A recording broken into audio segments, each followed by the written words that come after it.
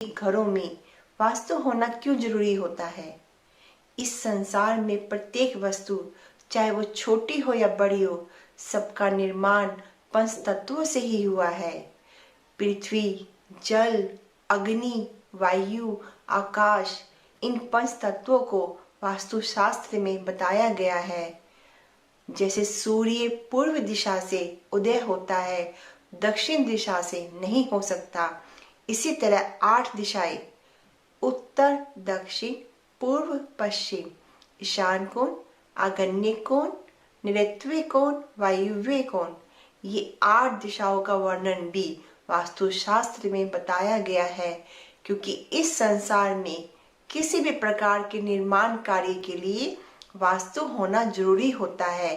क्योंकि वास्तु पंच तत्व के सिद्धांत और दिशाओं के नियमों के पालन पर आधारित है।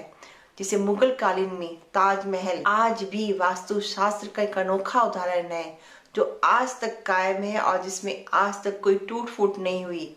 दक्षिण भारत में भगवान वेंकटेश्वर जी, तिरुपति बालाजी, मीनाक्षी टेम्पल, केदारनाथ इत्यादि अनेक उदाहरण हैं जो वास्तुशास्त्र के सिद्धांतों पर आधारित है। इसी तरह जहां हम रहते हैं, जहां हमारा निवास स्थान है, उस घर का निर्माण भी यदि वास्तुशास्त्र के नियमों के सिद्धांतों के द्वारा बनाया गया है तो आपका जीवन सुखमय, सुख शांति, सुख समृद्धि, परिवार में मधुर संबंध, रिश्तों में मिठास बनी रहती है और आप जीवन में हमेशा आगे बढ़ते रहते हैं।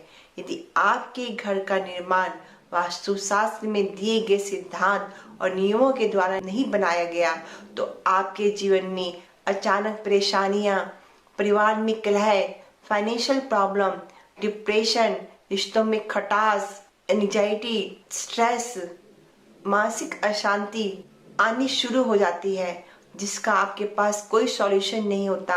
आप सोचते मैं क्या करूं, क्या नहीं करूं। ये जैसे यदि आपने तांबे के लोटे में यदि दूध डाल दो तो जहर बन जाता है। इसी तरह यदि आपने ईशान कोण की में टॉयलेट, सीढ़ियाँ, किचन इत्यादि बना देते हो तो आपके जीवन में हेल्थ इश्यू आने शुरू हो जाते हैं।